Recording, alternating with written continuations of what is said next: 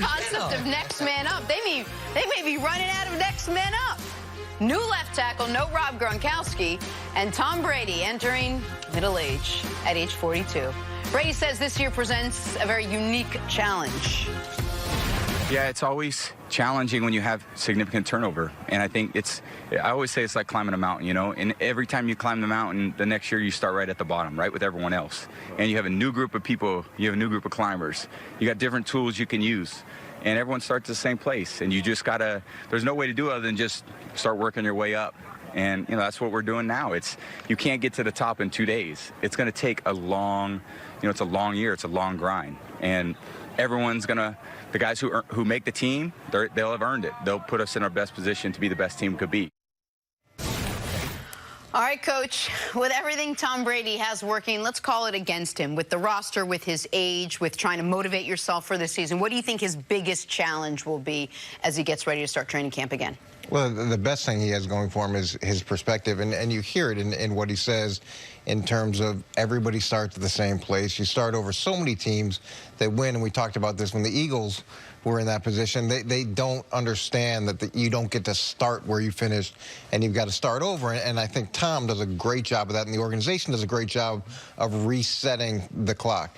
Now, to me, the biggest challenge is Belichick's role defensively. And he's had a role defensively there, but it's a little bit different this time around. I do believe he's going to have to be much more involved than he has historically. And one of the great things that Bill does is he's the head coach of the whole team.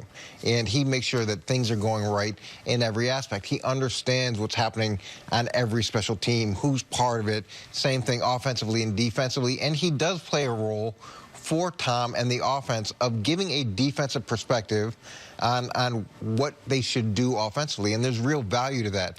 Now, if his time is more committed to the defense, I don't know if he's going to be able to do that as well as he has historically done it. And I don't see someone in that building who's really going to be able to take that over right away. Now, he's got his son, Stephen Belichick, there, and at some point, maybe he's in line for that.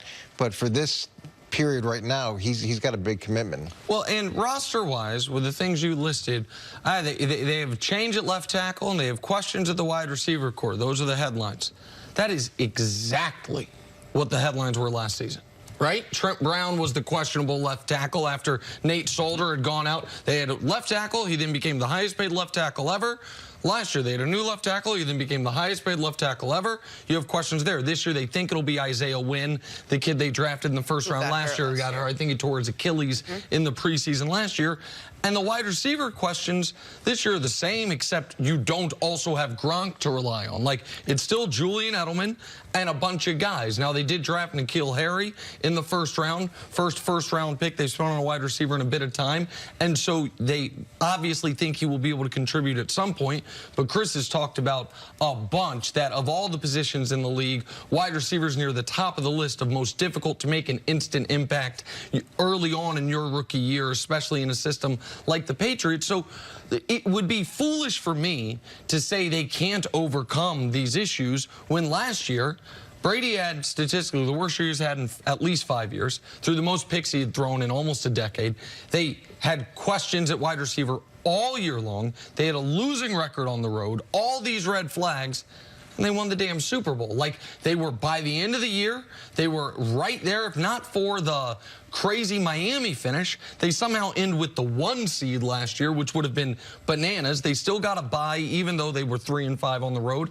And they found a way to go into Kansas City and have a late fourth quarter comeback and then win that game in overtime. So I do think there are real roster questions like there were last year. And I think not having Gronk as a blocker and as a big play, big moment guy makes you worse than if he's on the team. But are they the favorites in the AFC? They're certainly right there because at this point the history and the repeated success is unquestionable. But last year, CC, they did it with a time of possession, defense-led team that got them through the playoffs. It wasn't like we're going to just rely on Tom Brady. Is that the way you have to look at it heading into this season now? You got to rely on that defense, rely on time of possession, and understand that Tom Brady's 42 years old. He's not going to have the same season he's had the last couple of years? Yeah, I'm not like most people. I like their roster. absent of their wide receiver core being weak, which has been weak for a long time, if you look at Belichick, where has he failed to develop players, and that's wide receivers. Now, he'll develop some slot receivers, put a little guy in the slot, have him run some three-way breaks and get them open, because they don't have one guy right now they can call a play for and say, my guy is better than your guy.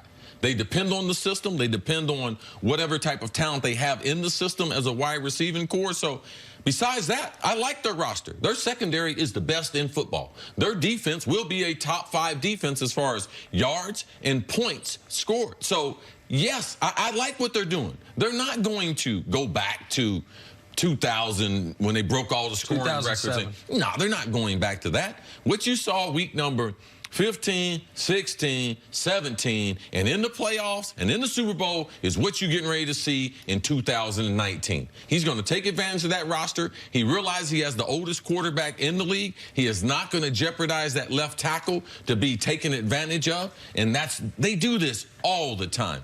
Their best position coach, Dante Scarnecchia, will do an amazing job. How do I know that? Because I've been watching football, and there's no one as good as coaching up football players is what they do in New England. I do understand what you're saying is this staff has been stressed out by people pulling for him. Part of the staff going to Miami. They will feel it this year, but them having an under-talented wide receiving core, this is not the guys they'll have in December. All right? You will see a rotation. Veteran guys getting cut, them trying to find someone. They will do patchwork to try to get some productivity out of the wide receivers coach. And I don't think people appreciate the fact that them drafting a wide receiver in the first round, like how historically significant that is. Right. The last time Bill Belichick drafted a wide receiver was Derek Alexander in 1995 in the first round.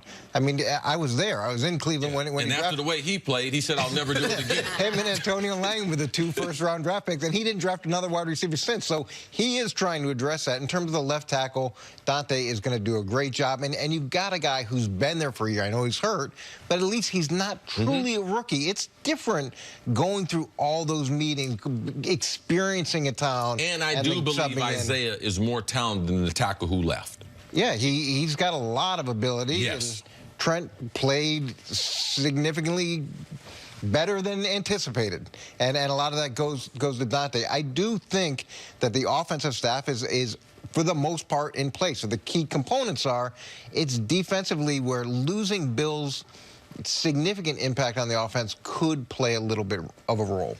All right, Coach, stick around. Coming up, back to the Cowboys. How much pressure is on Dak Prescott this season? We answer that next on First Things First.